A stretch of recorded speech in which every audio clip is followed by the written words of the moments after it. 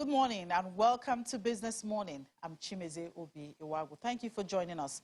Well, barring any last-minute change, President Muhammadu Buhari will host his South African counterpart Cyril Ramaphosa to a state visit today. The visit will be President Ramaphosa's first visit to Nigeria in his official capacity as the substantive president of the Republic of South Africa since he was elected into office. And this is coming 2 weeks after President Muhammadu Buhari was in South Africa for the Inter-Africa Trade Fair 2021. Ahead of this visit, we'll take a look at the bilateral trade relations between both countries and expectations from the visit.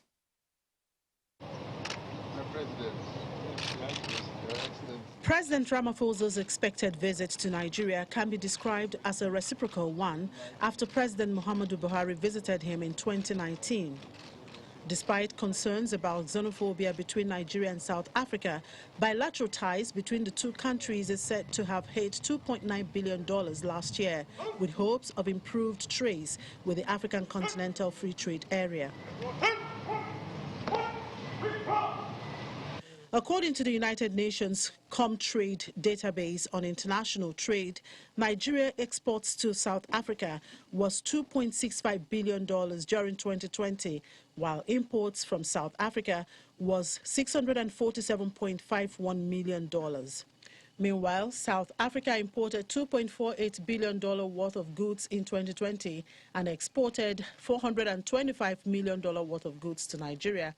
In principle, these data shows Nigeria has higher balance of trade when compared to South Africa.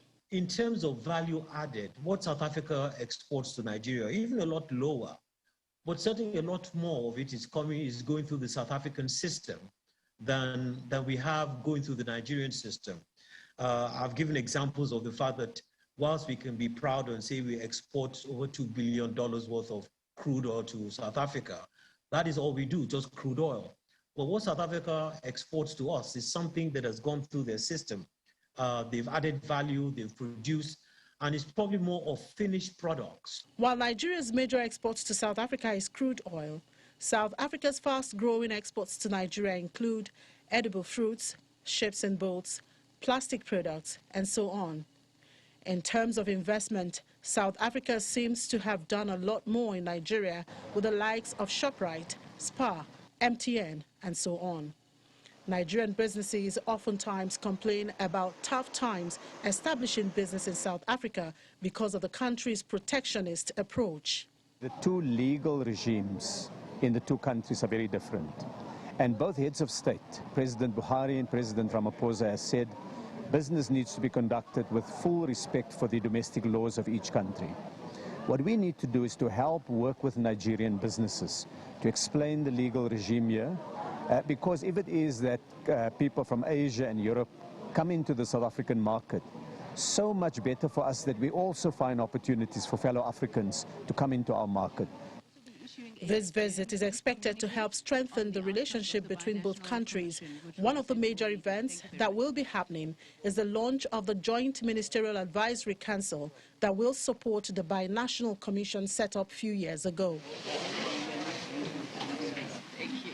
The whole idea is to have this council sitting to advise the two countries on areas that we still need to have more trade agreements, where we have to sign more concessions, where we have to encourage each other, financing and other kind of arrangements that will help to promote trade between the two countries. There will also be a business forum between Nigeria and South Africa businessmen, after which a feedback will be given to both presidents. It is expected that the visit of President Cyril Ramaphosa to Nigeria will provide an opportunity for both presidents to agree on far-reaching bilateral trade and commercial decisions. Chimeze Obi Iwagu, Channels Television News. Meanwhile, on the global oil market, prices gave up gains this morning, falling more than 2%, along with broader financial markets after a media report cast doubt on the efficacy of COVID-19 vaccines against the Omicron coronavirus variant. The head of drug maker Moderna told the Financial Times that COVID-19 vaccines are unlikely to be as effective against the Omicron variant of the coronavirus as they have been against the Delta variant. Both benchmarks tumbled more than $1 on the news. Brent crude futures fell $1.82 to $71.62 a barrel. U.S. West Texas Intermediate crude futures dropped $1.61 to $68.34 a barrel. Well, oil plunged around 12% on Friday, along with other markets on fears the heavily muted Omicron would spark fresh lockdowns and dent global growth, hurting oil demand. The World Health Organization said on Monday Omicron posed a very high risk of infection surges, and several countries stepped up travel curbs. It is still unclear how severe the new variant is and whether it can resist existing vaccines. With the demand outlook under a cloud, expectations are growing that the Organization of the Petroleum Exporting Countries, Russia and their allies, known as OPEC+, will put on hold plans to add 400,000 barrels per day of supply in January. Pressure was already growing within OPEC+ due to meet on December 2 to reconsider its supply plan after last week's release of emergency crude reserves by the United States and other major oil-consuming nations to address soaring prices.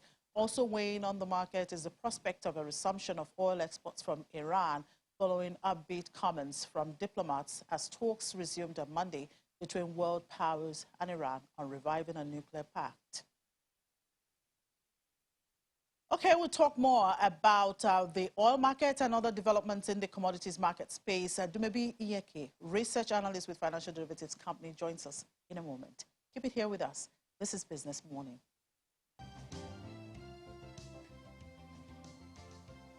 All right, we're now being joined by Dumebi Iyeke, one of the research analysts with financial derivatives company. Hi, Dumebi. Good morning. Good to see you. Thank you. You too. Well, Omicron seemed to be rolling the market. We're seeing oil price coming down again after that little spike, you know, yesterday. So much uncertainty out there. And we also have President Biden saying he's prepared to even release more oil into the market. And then there's also the issue of Iran nuclear talk. So all of these uncertainty, you know, in the space out there, do you think, how do you think these will shape the global oil market going forward? I think the first thing we need to establish is that oil markets are, you know, they move very much with sentiment. Anything that happens with OPEC or a top economy like the US or China would definitely see the impact on oil prices. The oil markets will definitely react. So clearly with the Omicron variant, this is clearly a huge threat. We're seeing some countries come out and say they've started issuing certain travel restrictions. There are fears of renewed lockdowns in some countries in Europe. Now there are heavy talks on the Omicron variant because there is a possibility of a widespread, and considering the fact that this is the festive period, people would love to travel, people want to spend time with family. So how are countries going to ensure that the spread of this virus or this variant is not as fast as what happened with the Delta variant? And clearly there are concerns that the vaccine won't be able to cushion the impact of this, won't be as effective as it was with the Delta variant. So there are question marks on the vaccine. There are travel bans coming up. There are talks of renewed lockdowns, and the oil market is reacting.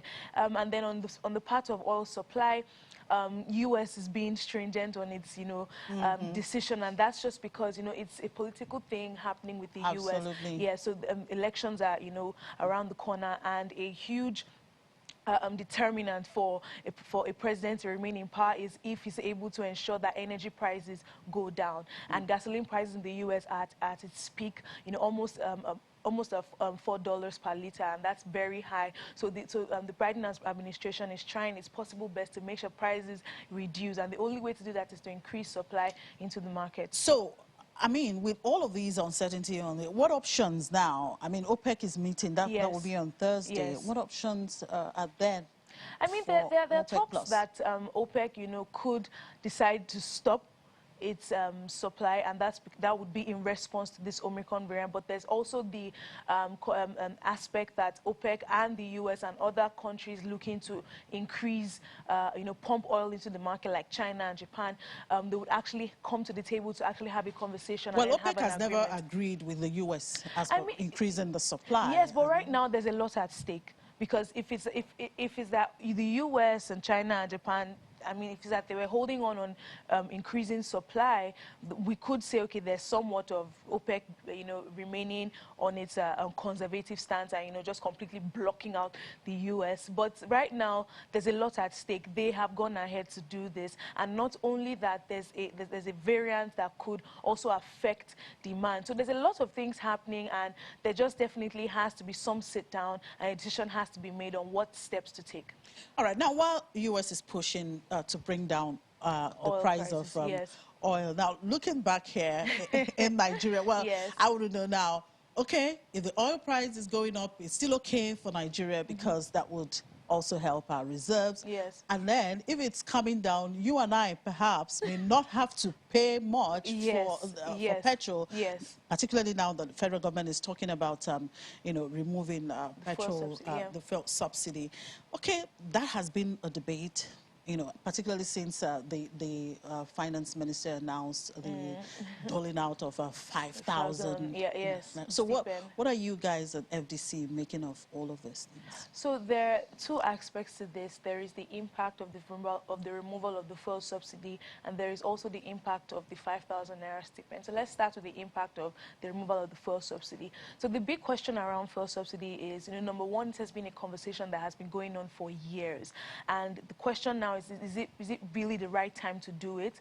Are we in the right place to actually take up this huge stance on removal of fuel subsidy? But when we talk about right time to do it, when exactly is the right time to do it? So getting to that, obviously there's almost no right time for you to do it, but the deal has to be, or the tiebreaker or the deal breaker is that you have to do what is necessary to encourage investments in your country, knowing fully well that you need that money. Not only that, you need the accolades, you need the investment, you need the infrastructure, you need to be able to make more money rather than relative to how much you are spending. So clearly all of those things are coming into play in the question of what the right time is to remove fuel subsidy.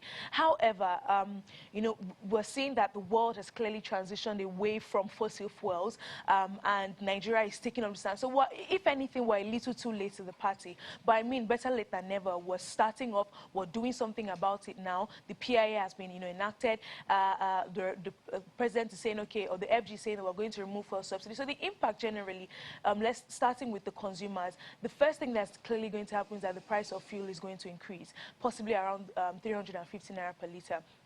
And when that happens, the people that clearly, make use of fuel, like people that can afford generator, that have a car, those people are not clearly the average Nigerian. So if anything, they could accept, or they could pay for PMS at a price of 350 naira per litre.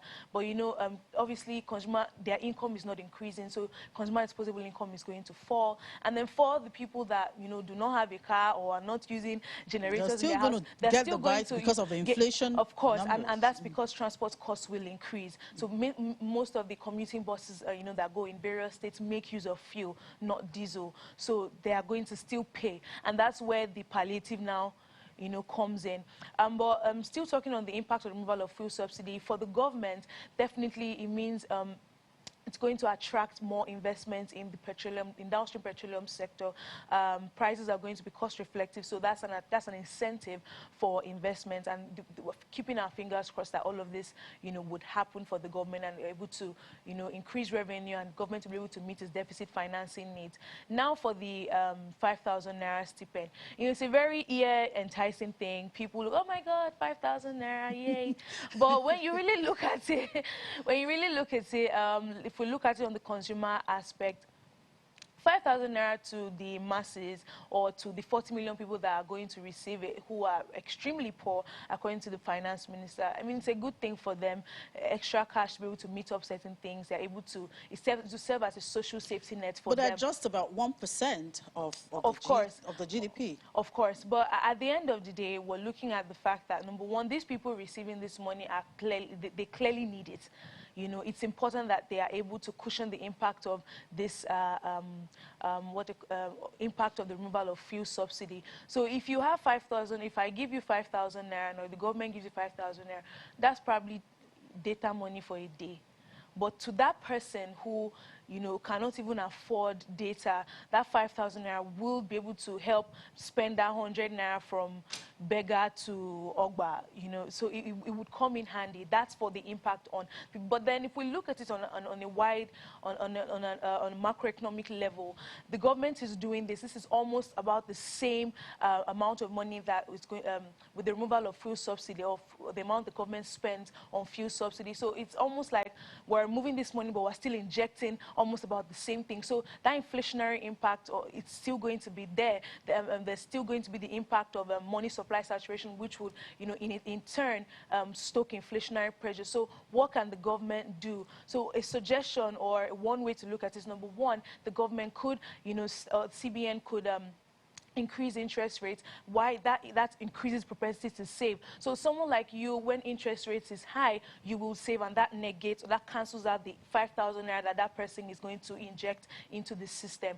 Then the other thing is the government could, you know, give this money as like bursary to schools. So in sense, like maybe a scholarship.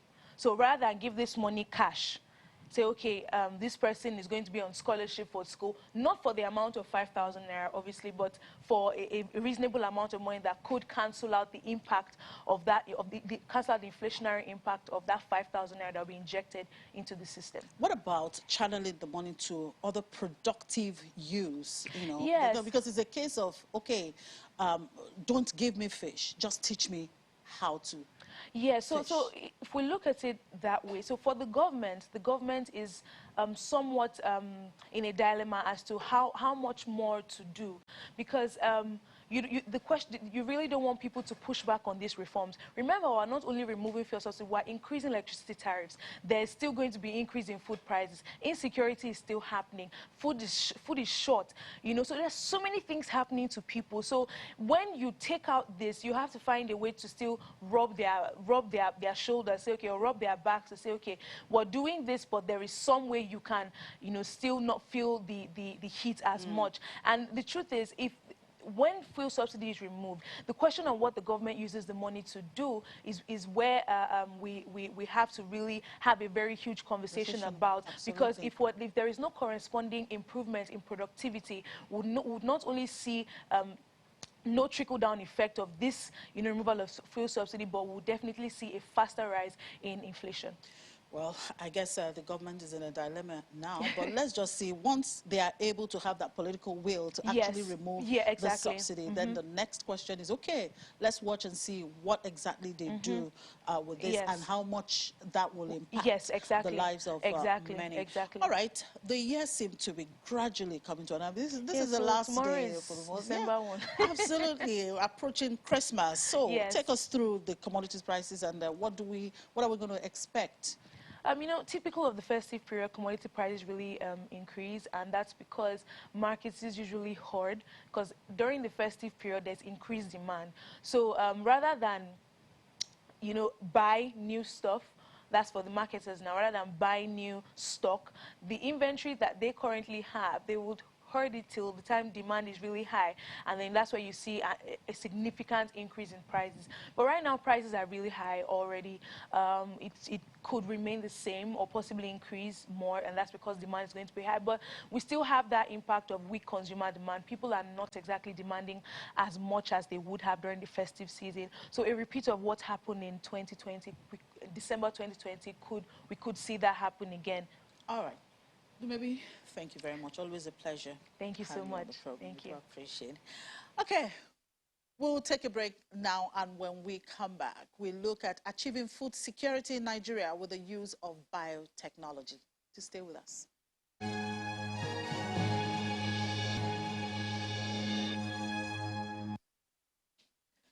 Well, agriculture is an important sector of Nigeria's economy with a high potentials for employment generation, food security, and poverty reduction.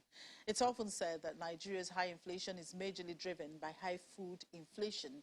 It is therefore pertinent for Nigeria to begin to look for ways to transform its agriculture sector into a leading player in global food markets and accelerate achievement of food and nutritional security. And one way many experts are advocating is the use of biotechnology in food production. To speak more on this is the country coordinator, Open Forum for Agricultural Biotechnology, Dr. Rose Gidado. Thank you very much, Mrs. Gidado, for joining us on the program. We do appreciate your time. Thank you for inviting me to Business Morning. You're welcome. Okay, Open Forum on Agricultural Biotechnology has been at the forefront of advocating the use of biotechnology, not just in Nigeria, but Africa as a whole. So why is this important at this time, and where is Nigeria in all of these? Thank you very much for this very important question. Advocating for the use of biotechnology in Nigeria is actually very, very important and critical, especially in the midst of the looming food crisis that we're in, the climate change challenges, and then disease outbreaks, of course, challenges like the COVID-19 pandemic, where the world have been experiencing, I can say, restricted movements, limited travels, especially in 2020, and I think we're still on it with the new variant that has come in place. So we're still contending with some of these issues. So the Open Forum on Agricultural Biotechnology is actually a platform, platform to correct the misconceptions of this modern technology, that is biotechnology, cutting-edge technology that is actually very useful, very beneficial. Other countries have used it, and they are all food secured, So the Nigerian chapter has actually been at the forefront. That is where we are. We are at the forefront of driving Nigeria through her talents and ceaseless, advocacy programs, education, sensitization activities, for more than a decade. It started it was launched in 2009, and we've been in it. We've been at the forefront in Africa. Nigeria, I think, is the foremost country and is leading in this advocacy program. And it's all because of the emergency in food security. Food insecurity is actually on the high, on the high rise. And so in Africa especially, we have not gotten it right at all in the area of food production. Our agricultural productivity has actually been very low. And then, of course, adopting new technologies that can help us meet that, food security is actually been a problem. Policymakers have been inundated, with contradictory information here and there about the technology. So its adoption has been very, very slow in Africa. And so that's why we can't meet it. We cannot meet food security. It's difficult, except we have to adopt these new technologies, make them our own. We can indigenize, we can domesticate, make them our own, then improve our crops, our own indigenous crops. And that's what the scientists in Nigeria have actually been doing. So all right. Are you also aware that currently the Global Hunger Index 2021 has rated Nigeria as one of those countries with very serious hunger? In 2020 alone, 811 million people went to bed hungry worldwide, and many more are going to bed hungry, especially here in our country, in Asia and Africa and what? And some are dying from hidden hunger, from chronic hunger. So, and the reason is, of course, scarcity of food, and the quality of the food is not there, inability to buy food at an affordable rate, So, so the prices of the food are going high because of scarcity. Of course, scarcity, causes the price to go high and what? And the scarcity is due to so many reasons in Nigeria. We have the post-harvest losses. Mrs. Gidado. Activity. Yeah, yes. Mrs. Gidado. Now, agricultural biotechnology, of course, we know ensures higher yielding, quick maturing, and so we have what is genetically modified food, which some experts say, I mean, this is really not healthy for human. So how do we comprehend this? How can we, how important is this genetically modified food when, I mean, a lot of people are arguing that it's not healthy for our system?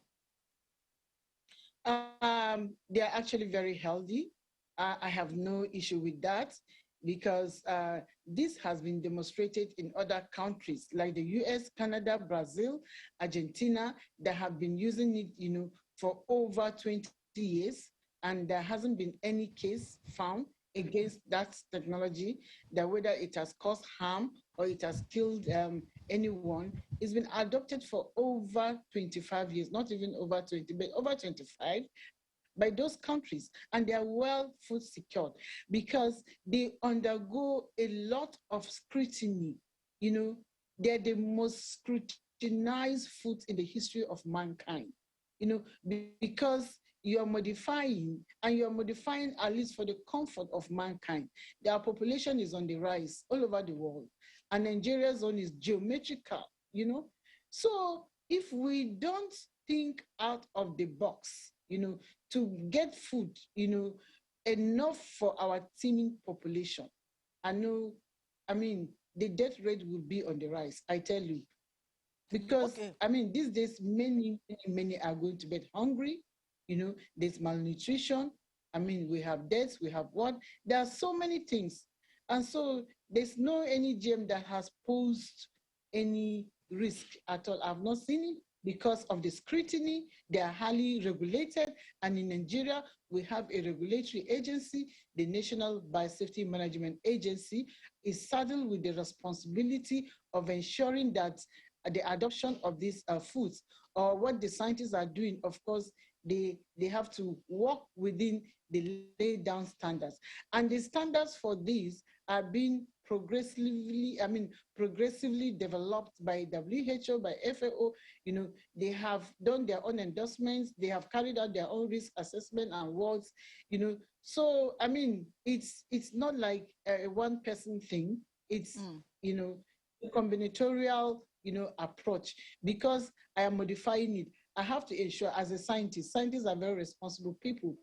We're also part of the consumers, of course. So we cannot do anything that will actually cause, havoc, or be at high risk to human beings. Then you haven't done anything, So we make sure that all these regulatory bottlenecks and what, of course, we have to work within, the safety standards that have been laid down.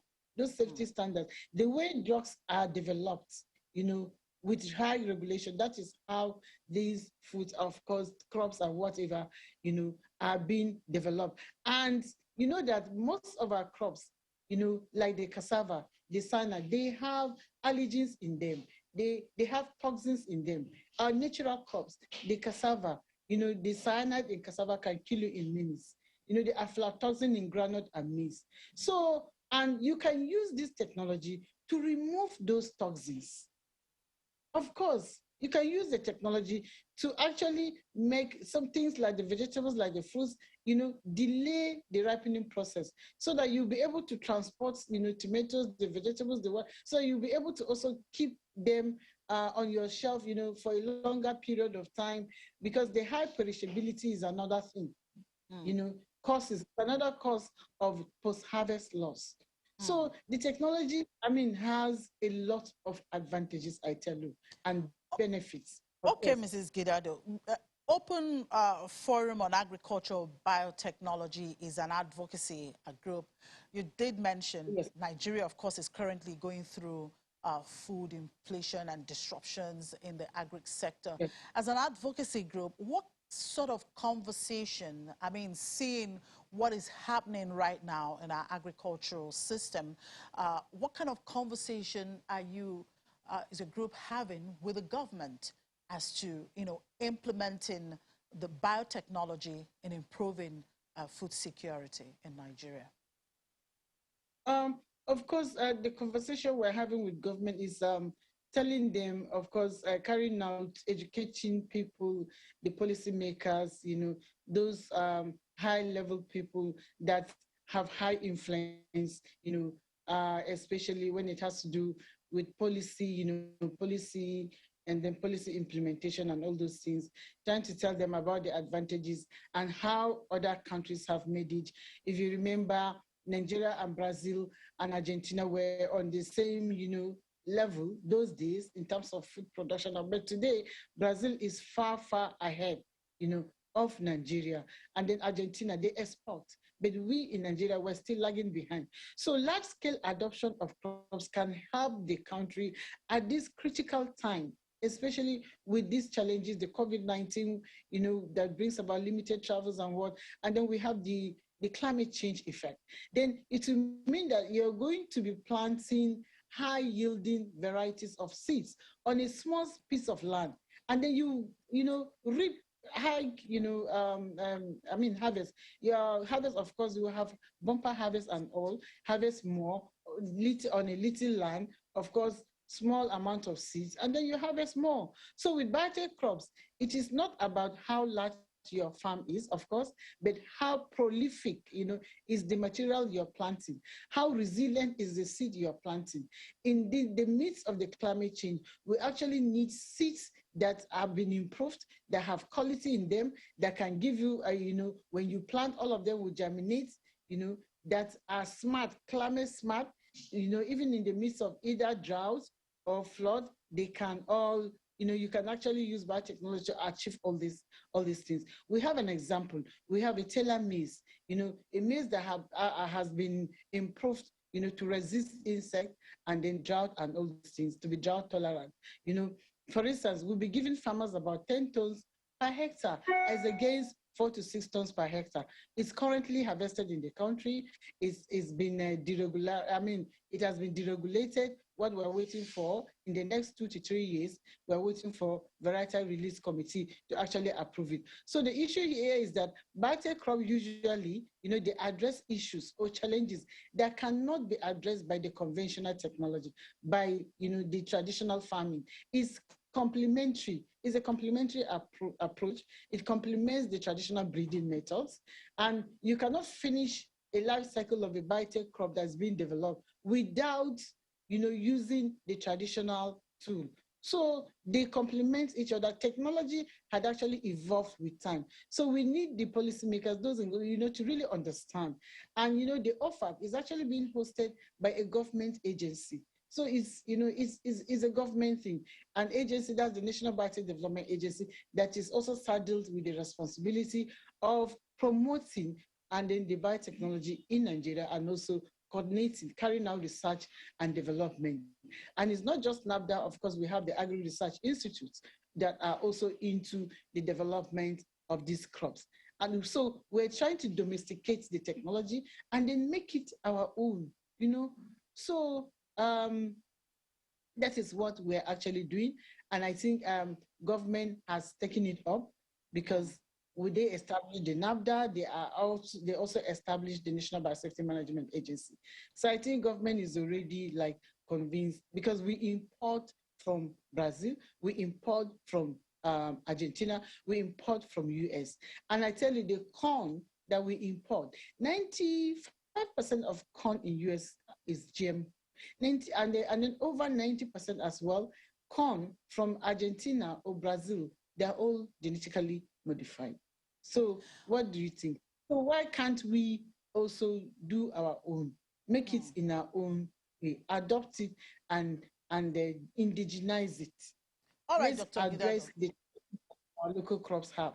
Sure. Before I let you go, the federal government recently introduced biotech cowpea in Nigeria. How has that fared? And are there other seedlings they are working with or have potentials for biotechnology?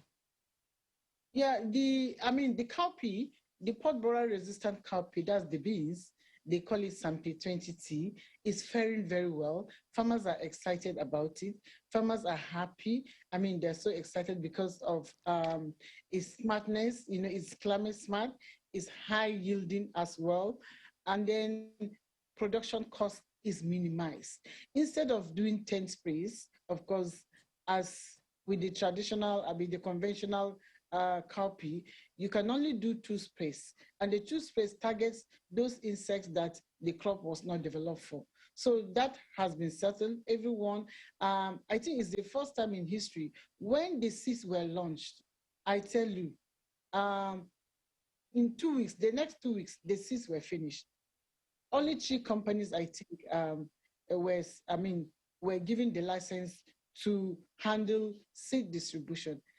And I tell you, everyone rushed for those seeds because each farmer that had experienced the seeds during the trial period, that's the establishment of demonstration trial period, every farmer was happy, and they're still happy, and they're still excited. And so then we have other crops that also are in the pipeline. Teller maize has been deregulated, it's coming up in the next 2 years. And then we have the newest rice. The newest rice has been developed for nitrogen use efficiency. That's to tell you that if you were using 5 bags of fertilizer, you can only maybe do 2 bags of fertilizer per hectare or so. And then it's also drought tolerant, and then as well salt tolerant. Okay. So it has 3 types. So it's going to be very useful.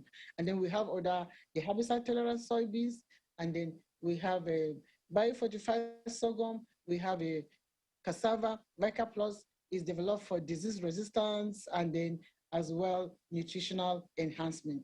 So that at least that can help malnutrition. All right, let's just hope we get it right eventually and improve our food security in the country. Thank you very much, Dr. Gidado, for being part of the program today. We do appreciate your time. Thank you. I also appreciate bringing me on board. Thank you. You're welcome. Okay, let's do an opening call to the market. We have Aniete there. Hey, Aniete. Well, the week started in the red. Yes, Chimi, good morning. Like you rightly said, it was in the red, but that's against how other markets started the week. Other markets were in the green. You know, they took a rebound from Friday's close, negative close, in which that was the day our market was in the green. But it turns out Nigeria is always going sideways. Exactly. I don't understand. But of course, yeah, we are different kind of people, but special people. Now let me bring you up to speed with what happened at the equities market yesterday. 0.09%, that's how we fell yesterday, and that translates to about 20 billion naira loss in the overall value of listed equities at the Nigerian exchange. So, of course, that just tells you that some investors are still trying to take advantage of, some of the gains that was made on Friday. But, of course, you wouldn't really call that a gain because it was actually Airtel Africa that made the market to go up. So, back yesterday, we were in the red, and of course, it's also mostly red across the counters. Month to date, we're down by, we've been reduced, but still positive, 2.9%. Year to date, we're at about 7.5%. Of course, in terms of activity, we were all in the red yesterday. We had about 21 losers against 14 gainers, and of course, that loss came largely on the back of GT Bank, Zenith Bank, as international breweries, as well as some other key market components. But now to give us, more information about the market, let's talk to David Adorin, who's a stockbroker at Highcap Securities Limited. Thank you for joining us, David. Pleasure being with you. Okay. Now, I know that, some stockbrokers may not be happy about the market going in the red. And, of course, what may be lost for you may be gained for another person because that's, of course, is an entry point. So can you bring us up to speed with what's happening at the market, as well as review what happened yesterday at the market? Okay, thank you very much. The market goes up and down. And so whatever direction it goes, you have people who are happy, really. So, but the market in the month of November has delivered appropriately. It's been a wonderful month. But since last week, there had been signs that the market had started experiencing some fatigue. Although there was an uptick on Friday with what Airtel did. So it's not really surprising that the market slowed down a little bit yesterday as a result of the fatigue that has started manifesting since last week. And some of the reasons would actually be ascribed to the fact that since late last week and probably up till yesterday, the bond market had attracted a lot of funds away from equities because the federal government has been very active in the primary market for bonds. And then secondly, markets all over the world have been reacting to the emergence of a new variant of COVID called Omicron. And so it's also a factor in the reduction in demand for stocks in the Nigerian equities market. And so now that today is the last trading day, I don't really see any material change, although it will be at variance with the usual end of month phenomenon where the markets usually close strongly. But the market is fatigued now, and there are external factors depressing the market. So this week, we are likely still to see a market that will be low-tempered. Okay. Thank you, David, for bringing us up to speed, and we'll keep our expectations for the equities market as you have made your forecast. Thank you. Thank you. Always a pleasure. Okay. So that was David Adorin, a stockbroker at High-Cap Securities. Now let's move over to another market, the fixed income market. Starting with the bonds market, it had a bullish tilt, although it was mixed. But, of course, at the end of the day, it turned out it sided with bulls.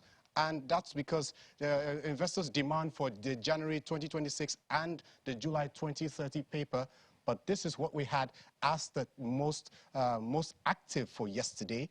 Then over to the Treasury bills market, of course, we will be expecting the inflows of 54.30 billion naira, like I said yesterday, for OMO maturities. And of course, we're expecting that banks will sell off positions to meet funding requirements. So there's a bit of a liquidity squeeze for markets, for the Treasury bills market, of course, due to that. So, of course, we also will be expecting 5.63 billion naira coupon payment on FGM bonds for this week. But now let's also look at the, that's the open market operations. And then, of course, for the central bank's bills, we switched over from the 29th of November 2021 paper, which ended yesterday. And now the new focus is the 30th of January 2022. So that's all for the markets, Chimi. Thank you, Anita. We'll continue to keep our fingers crossed and hope for the best. We take another quick break. When we come back, we do an opening call to London. Please stay with us. All right, it's time to talk to Juliana on what is happening in London. Hey, Juliana, good morning. Well, we'll start off with the news that Twitter co-founder Jack Dorsey has stepped down from his executive role at the social media company. What has been the reaction there where you are? Yeah, I think the reaction has been interesting. I think more so dominating the headlines in the US. In fact, I think about 24 hours before Dorsey even tweeted, of course, his resignation statement. I think markets on Wall Street had some idea what was going on, which is why their share price was up by about 9%. And then, alas, the statement came. It opened up their share price at about 4%, but then dropped after announcing, make sure I get his name right, Parag Agrawal, the former chief technology officer, will be stepping in as CEO. I think markets were a little bit underwhelmed by that announcement, particularly because I think they were hoping there'd be some fresh blood in Twitter's top ranks, and considering there has been so much controversy over the past couple of years. I would say the biggest one clearly has got to be banning the former US President Donald Trump from Twitter following the Capitol Hill riots in January. Then, of course, all of our viewers in Nigeria will know about the spat between Twitter and the Nigerian federal government. But yeah, it's been a long time coming. Some people were describing Jack Dorsey as a part-time CEO. He's also the CEO of the payments platform Square. there, and he will retain that role. And of course, Square, considering it is dealing with digital payments, that is worth a lot more money. In fact, I believe 4 times the amount of money in terms of market capitalization than of Twitter. So he still does have a major presence online and in the Twitter platform, but it comes amid a time where, of course, we know these kind of godlike CEOs in Silicon Valley are starting to have their day in court. They've been up against Congress hearings in the EU time and time again because lots of authorities believe they are overstepping the mark and the boundaries when it comes to trying to govern how people use online platforms. Okay, in another development, a U.S. facial recognition firm faces a £17 million UK fine for serious breaches. What are the details of this?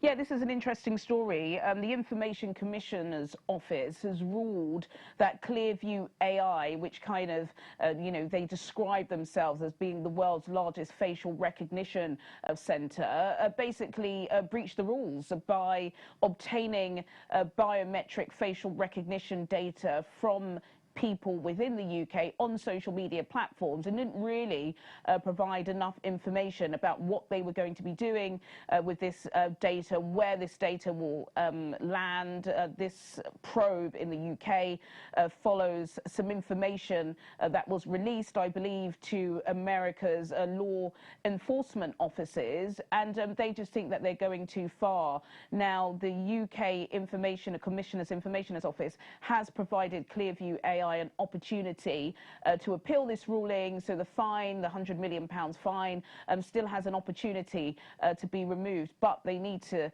basically come up and tell them what they're doing with all of these people's data. And again, Chimi, it comes amongst a time where there are growing concerns from regulators about how these big tech firms are using people's data. Data obviously is the new currency, isn't it? And some people are taking advantage of people's data and not letting them know exactly what they're doing with this information. I guess tech companies are in the eye of the storm. All right, we expect more updates from you later in the day, Juliana. Thank you. Thanks, Chimi. And now to crypto market. Ladi, what do we have there? How is the Bitcoin? Well, we have a market that's in limbo right now. We know something big is coming, but with direction. Is it up or down? Tell me. Remains to be seen, Jimmy. It's a $2.5 trillion market cap this morning. It's down 0.26%. 24-hour volume traded is up 3%. And Bitcoin dominance still sitting pretty at 41.52%. Price of Bitcoin this morning did lose that 58K range there. It's at $56,700. It's down 1.34%. And our volume traded this morning about $32.24 billion compared to last time.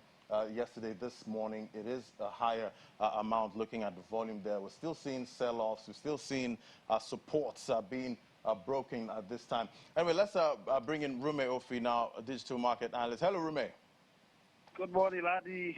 Good morning. To be here again. Good morning, Rume. Always great to have you. So I see MicroStrategy, the business intelligence firm, has bought about 7,002 Bitcoin at an incredible price of around 59,000. What is the plan here?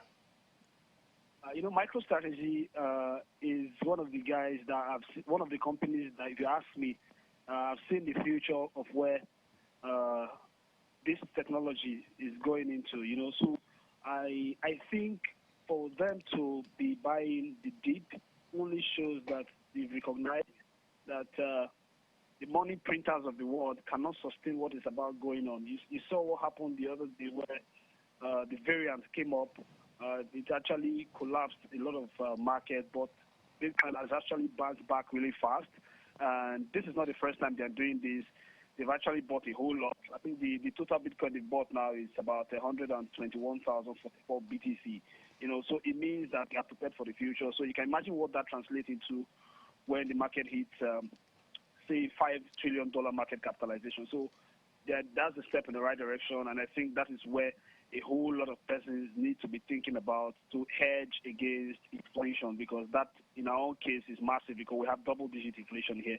So they are doing very well, and I think it is about you foreseeing the future and taking advantage of it makes you stand out. All right, so now we see what one institutional investor is doing, but what is retail doing at this point? Okay, it depends.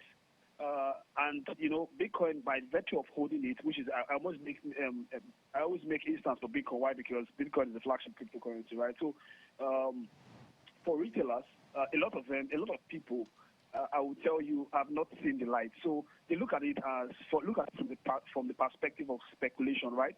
So everybody started that way at some point. Oh, I put this when it goes up, I cash out, making sure you're making the best out of the volatility, right? That's why I always say volatility is the opportunity. You buy low, you say high, buy low, you sell high. But if you put all of that together, all of the metrics, you can't compare it to somebody holding Bitcoin in the last 5-10 years. You know, this industry is about 13 years. In 2011 November, it's about $1, right? And now it's about $56,000. So that's a whole lot of money. So the idea of speculating on this asset, if you ask me, is just moving around circles. So retail investors should do dollar cost averaging. Always buy when the market is low. That's exactly what MicroStrategy is doing. That is exactly what El Salvador, the first country that has actually used Bitcoin as legal tender, has done. So yeah, El Salvador the idea of retail, we should buy gradually. Right. Anyway, there's still another issue, you know, when it comes to cryptocurrency, that's regulation. We see the central government of India is planning a digital currency bill for 2021. There are concerns, though, that it's like a blanket ban on crypto. What do you think? I think there's a misconception here. I was on a conversation with someone that has one of the key players in the India community. You know, most times experts like us that are involved in all of the activities. We have our counterparts in other countries, right? So I was engaging him, and he was saying that I think the discrepancies here is that the use of word. You know, in cryptocurrency, we have private cryptocurrency and have the cryptocurrency itself, which are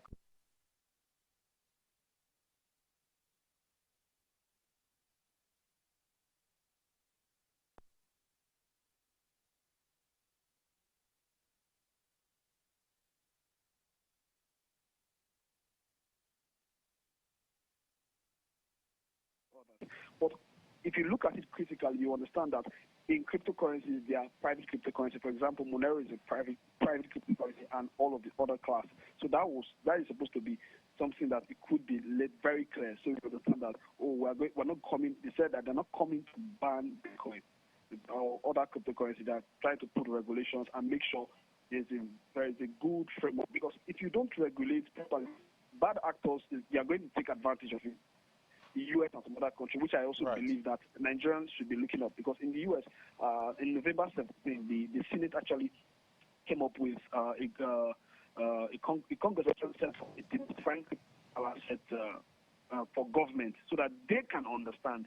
You understand? They want to really learn and see how far they can put regulation to so they don't stifle technology. But in our own case here, I think we haven't seen the light of that.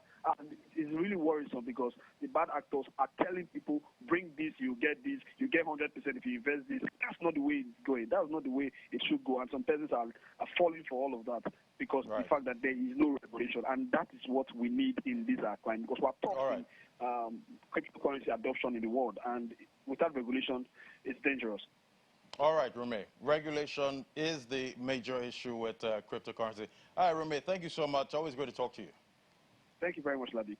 Yeah, so top of market cap, the seats are mostly negative. So, Chimmy, it's a mixed bag in this market. And We're regulation has always been the issue there. Oh, yes, but then I'm just wondering how much impact the exit of Jack Dorsey from Twitter, how much impact it has on Jack has market. hit the road. Well, he's a big proponent of Bitcoin. Well, who knows if his deputy, the CTO, is also a big fan of Bitcoin, but it remains to be seen, really.